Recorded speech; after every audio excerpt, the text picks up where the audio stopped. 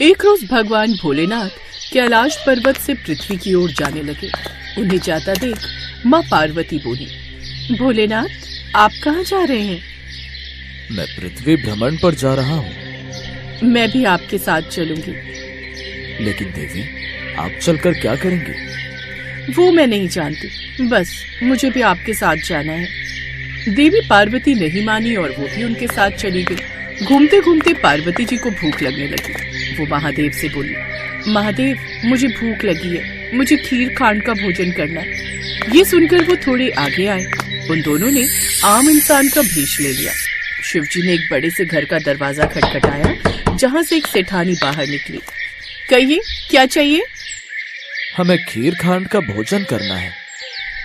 खीर खांड का भोजन करना है तो अपने घर जाकर खाओ, मेरे यहाँ क्यों मांगने चले आए? यहाँ क्या मैंने कोई भंडारा खोला हुआ है? ये कहकर सेठानी ने दरवाजा बंद कर लिया। कुछ आगे चलने पर उन्हें एक गरीब बुढ़िया मिली। उसने पूछा, बताइए महाराज, आपको क्या चाहिए? हमें खीर और खांड का भोजन करना है। अच्छा, आप भीतर आइए और बैठ जाइए। उन्हें अपनी झोपड़ी में बिठाकर वो रसोई में गई, लेकिन रसोई में अन्न का दाना भी नहीं था। वो बुढ़िया माई कहीं जाने लगी तब शिवजी बोले, बुढ़िया माई आप कहाँ जा रही हैं? मैं दूध, चावल और खांड लेने जा रही हूँ। उसकी जरूरत नहीं है, आप अपनी रसोई में देखिए, वहाँ सब है। नहीं, मैं अभी रसोई से आई हूँ, वहाँ कुछ भी नहीं है। इनके कहने पर आप एक बार जाइए तो माई। बुढ़िया माई वापस से रसोई में गई, जहाँ सब सामान था। ये देख बुढ़िया माई हैरान रह गई। उसने झट से खीर बनाई और महादेव और पार्वती माता को खाने को दी। कुछ देर बाद वो दोनों वहाँ से जाने लगे। तब बुढ़िया माई बोली, महाराज बची हुई खीर का मैं क्या करूंगी? मेरे घर में तो कोई नहीं है उसे खाने वाला। मैंने जितनी खानी थी खा ली। ये सुनकर महादेव बोले, माई अपनी आंखें बंद करो। बुढ़िया माई ने अपनी आंखें बंद कर ली। कुछ देर बाद, अब अपनी आंखें खोल लो। जैसे बुढ़िया माई ने आंखें खोली, अंदर उसके बेटा बहू और पोते पोती थे। ये देख वो बड़ी खुश हुई, लेकिन फिर उदास होकर बोली, महाराज मेरा घर तो एक छोटी सी झोपड़ी है, फिर मैं अपने परिवार को कहाँ रखूंगी? महादेव ने जाते जाते उस झोपड़ी को एक लात मारी और वो झोपड़ी बड़े महल में बदल गई। ये देख बुढ़िया माई हैरान रह गई। वो बोली, कौन है आप और ये सब चमत्कार? आप जरूर कोई दिव्य शक्ति हैं, मुझे दर्शन दो प्रभु, हे माता। तभी वो दोनों अपने असली रूप शिव पार्वती के रूप में आ गए।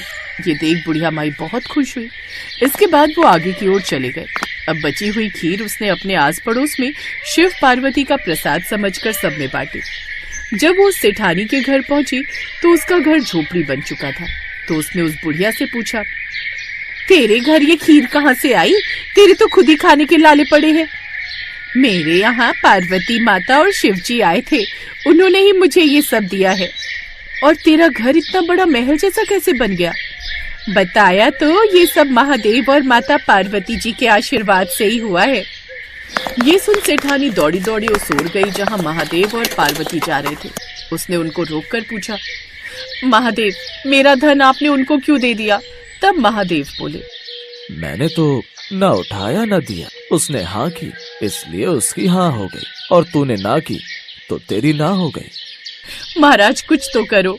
तब महादेव बोले, जा, काम तेरा रुकेगा नहीं, धन तेरा जुड़ेगा नहीं। ये कहकर महादेव वहाँ से चले गए और सेठानी अब दिन रात मजदूरी करती रहती, लेकिन फिर भी उसकी कमाई कहीं न कहीं खत्म हो जाती। उधर बुढ़िया माई जिसके पास आज तक कुछ नहीं था, वो अपनी नेकी के कारण अब काफी अमीर हो गई थी और उसके पास उसका भरा पूरा परिवार भी था, जिसके साथ वो खुशी खुशी रहने लगी। आज की हमारी दूसरी कहानी एक शिवपुरी नाम के गांव की है, जहाँ एक नारायण नाम का ब्राह्मण रहता था। उस ब्राह्मण का माधव नाम का पुत्र था, जो बुरी संगत में फंसकर पाप करने लगा था। वो असत्य बोलता, मदिरा पान करता, चोरी डकैती करता और लोगों को लूटता। ये सब पाप वो करता था। और एक रोज उसके परिवार वालों को उसके इस पाप कर्म का पता चला तो उन्होंने अपने पुत्र को अपने घर से बाहर निकाल दिया। अब माधव दूसरे नगर में चला गया। अपना पेट भरने के लिए वो भीख मांगने लगा। बहुत भूख लगी है, कुछ खाने को दे दो। ये ले 2 रोटी, इसे खा ले। अब वो इसी तरह हर रोज भीख मांगता, लेकिन जो पाप उसने किए थे उसके फल स्वरूप उसके शरीर में कोढ़ निकल आया। उसके शरीर के अंग गलने और सड़ने लगे, जिससे वो अत्यंत दुखी रहने लगा। अब वो एक नदी किनारे एक कुटिया बनाकर उसमें रहने लगा। एक रोज, बड़ी प्यास लगी है, नदी से मटके में पानी भर कर ले आता हूँ। अब ऐसे ही वो हर रोज करता, नदी से मटके में पानी भर कर ले आता, जिससे कुछ पानी रास्ते में एक शिला पर गिर जाता। ऐसे ही एक रोज वो जल भर कर लाया और शिला पर रखा ही कि तभी उसके प्राण निकल गए। फिर आकाश से एक विमान आया और उसमें से दूत बाहर आए। तभी वहाँ शिव दूत आए और उन दूतों से बोले, ठहरो, तुम इसे नहीं ले जा सकते। ये नर्क का नहीं बल्कि शिवलोक का अधिकारी है। इसने सारी उम्र बड़े पाप किए। इसके पाप कर्मों के फल स्वरूप इसके परिवार ने भी इसे त्याग दिया, इसीलिए ये नर्क योग्य है। हम सब जानते हैं, लेकिन इसके सभी पाप धुल चुके हैं। जाने अनजाने में ही सही इसने इस वृक्ष के नीचे दबी शिला को जला दिया। ये कोई साधारण शिला नहीं बल्कि शिवलिंग है। साथ ही इस वृक्ष के नीचे महादेव और मां पार्वती की मूर्ति भी है, जिसकी जाने अनजाने इसने पूजा की है। इसीलिए अब ये यमलोक का नहीं बल्कि शिवलोक का अधिकारी बन गया है। आज की हमारी तीसरी कहानी इस प्रकार है। एक बार की बात है, एक रोज शिव और पार्वती पृथ्वी लोक पर भ्रमण के लिए निकले हुए थे। माँ पार्वती ने देखा कि चारों ओर सूखा पड़ा हुआ था और हर तरफ हाहाकार मची हुई थी। लोगों को पानी पीने को नहीं मिल रहा था। एक बूढ़ा आदमी प्यास से तड़प रहा था। पानी, पानी, पानी। प्यास से तड़पते हुए उस बूढ़े आदमी की मौत हो गई। नहीं नहीं बाबा, आप हमें छोड़कर क्यों चले गए? हे भोलेनाथ, ये कैसी सजा मिल रही है हमें, जो पानी की बूंद बूंद के लिए भी तरसना पड़ रहा है। ये सब लोग कितने दुखी हैं, इन्हें कितने कष्ट है। फिर वो कुछ दूरी पर और आगे चले, तभी माँ पार्वती की नजर एक किसान पर गई जो कड़ी धूप में भी हल जोत रहा था। ये देख माँ पार्वती ने शिव जी से कहा, स्वामी, जहाँ मनुष्य को पीने का पानी तक नहीं मिल रहा है, वहीं ये बेचारा किसान इतनी कड़ी धूप में इतनी मेहनत कर रहा है। इसके पीछे इसका एक तात्पर्य है देवी। वह ये कार्य इसीलिए कर रहा है ताकि खेत जोतने की उसकी ये आदत छूट ना जाए। कैसा तात्पर्य स्वामी? उस मनुष्य को देख माँ पार्वती को उन पर दया आ गई और उन्होंने उसकी मदद करने की सोची। स्वामी, सब प्यास के मारे इतने तड़प रहे हैं, फिर आप वर्षा क्यों नहीं कर देते? नहीं देवी, अभी वो समय नहीं आया है। जैसे ही वो समय आएगा हम वो कार्य भी अवश्य करेंगे। भोलेनाथ ऐसे तो मानेंगे नहीं। तभी माँ पार्वती को एक युक्ति सूझी। उन्होंने भोलेनाथ से कहा, स्वामी, आपने भी तो बहुत समय से अपना शंख नहीं बजाया, कहीं ऐसा ना हो कि आप भी अपना शंख बजाना भूल जाएं। तुम सत्य कहती हो देवी, हम अभी अपना शंख बजा देते हैं। कहीं ऐसा ना हो कि हम भी शंख बजाना भूल ही जाएं। ये सुनकर पार्वती मन ही मन मुस्कुराई, क्योंकि वो अच्छे से जानती थी कि जैसे ही महादेव अपना शंख बजाएंगे तो वर्षा होना निश्चित है। फिर उन्होंने महादेव से कहा, स्वामी, यहाँ नहीं, उस ओर प्रकृति के मनमोहक नजारे देखते हुए आप शंख बजाइए। अच्छी बात है, जैसा आपको ठीक लगे। और फिर अपना शंख निकालकर उसे बजाने लगे।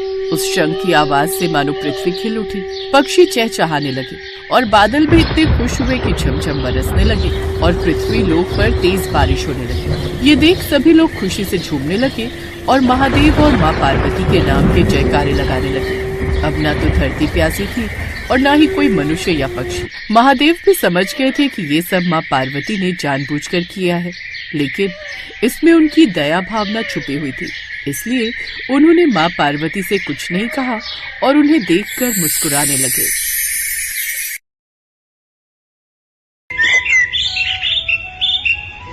माँ पार्वती ने भगवान शिव से एक प्रश्न पूछा, जिसके बाद भोलेनाथ ने एक कथा सुनाई और अमर हो गया कबूतर का जोड़ा। उसी अमर कथा से जुड़ी है ये पौराणिक कथा। एक बार नारद मुनि कैलाश पर्वत पर भगवान शिव से मिलने पहुँचे। नारायण नारायण, प्रणाम माते। आइए देवर्षि नारद, कैसे आना हुआ? माते, मैं तो भगवान शिव और आपके दर्शन करने आया हूँ, पर महादेव कहीं दिखाई नहीं दे रहे। वे तो भ्रमण के लिए गए हैं, कुछ देर में लौटेंगे। देवर्षि नारद माँ पार्वती से वार्तालाप करने लगे। तभी उन्होंने माँ पार्वती से पूछा, माते, क्या आप अमर कथा के बारे में जानती हैं? अमर कथा? वो कौन सी कथा है? उसके बारे में तो मैं नहीं जानती। नारायण नारायण, माते, जब भगवान भोलेनाथ आएंगे तब आप उनसे इस बारे में पूछना। अच्छा माते, मैं चलता हूँ, नारायण नारायण। पार्वती माता सोच में पड़ गई कि ऐसी कौन सी कथा है जो स्वामी ने मुझसे नहीं कही। तभी भोलेनाथ कैलाश पर लौट आते हैं। माता पार्वती उनसे इस बारे में चर्चा करती हैं। प्रभु, आपने मुझे कभी अमर कथा के बारे में क्यों नहीं बताया? मुझे आज और अभी अमर कथा सुननी है। ठीक है देवी, मैं आपको आज अमर कथा सुनाऊंगा, परंतु उसके कुछ नियमों का पालन आपको करना पड़ेगा। अमर कथा के दौरान आपको एक क्षण के लिए भी सोना नहीं है। आप बीच बीच में हुंकार भरती रहना, ताकि मुझे आभास रहे कि आप कथा सुन रही हैं, क्योंकि मेरे नेत्र भी उस क्षण बंद रहेंगे। ठीक है स्वामी, मैं ऐसा ही करूंगी। भगवान शंकर ने माता पार्वती से एकांत और गुप्त स्थान पर अमर कथा सुनने को कहा, जिससे कि अमर कथा कोई अन्य जीव न सुन पाए, क्योंकि जो कोई भी इस अमर कथा को सुन लेता है वो अमर हो जाता। इसके पश्चात शिवजी देवी पार्वती को अमर कथा कहने एक गुफा में ले गए। पुराणों में कहा जाता है शिव जी ने देवी पार्वती को अमरनाथ की गुफा में अपनी साधना की अमर कथा सुनाई थी, जिसे हम अमृतत्व कहते हैं। प्रचलित कथा के अनुसार भगवान भोलेनाथ ने अपनी सवारी नंदी को पहलगाम पर छोड़ दिया, जटाओं से चंद्रमा को चंदनवाड़ी में अलग कर दिया और गंगा जी को पंचतरणी में तथा कंठाभूषण सर्पों को शेषनाग पर छोड़ दिया। इस प्रकार इस पड़ाव का नाम शेषनाग पड़ा। अगला पड़ाव गणेश पड़ता है। इस स्थान पर भोलेनाथ ने अपने पुत्र गणेश को भी छोड़ दिया था, जिसको महागुणा का पर्वत भी कहा जाता है। पिस्सू घाटी में पिस्सू नामक कीड़े को भी त्याग दिया। इस प्रकार महादेव ने जीवनदायिनी पांचों तत्वों को भी अपने से अलग कर दिया। इसके बाद माँ पार्वती सहित उन्होंने गुप्त गुफा में प्रवेश किया और अमर कथा माँ पार्वती को सुनाने लगे।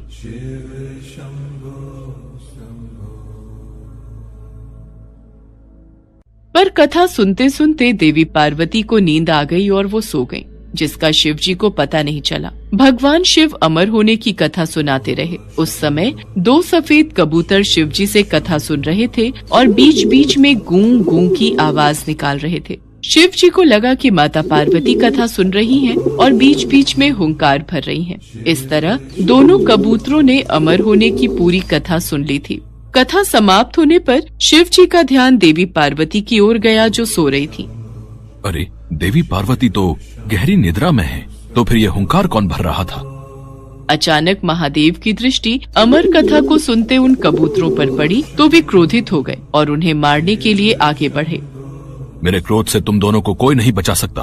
तुम्हें इसका दंड अवश्य मिलेगा।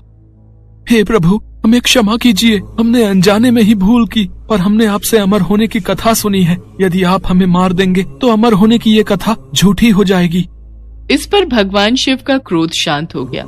प्रभु, इन दोनों का इसमें कोई दोष नहीं। मैं गहरी निद्रा में सो गई थी। मैंने आपके आदेश का पालन नहीं किया, इसलिए इन दोनों को क्षमा कर दीजिए। भगवान शिव जानते थे कि अनजाने ही सही पर कबूतरों ने अमर कथा को सुन लिया था, इसलिए वे दोनों अमर हो चुके हैं। इस पर महादेव ने कबूतरों को जीवित छोड़ दिया।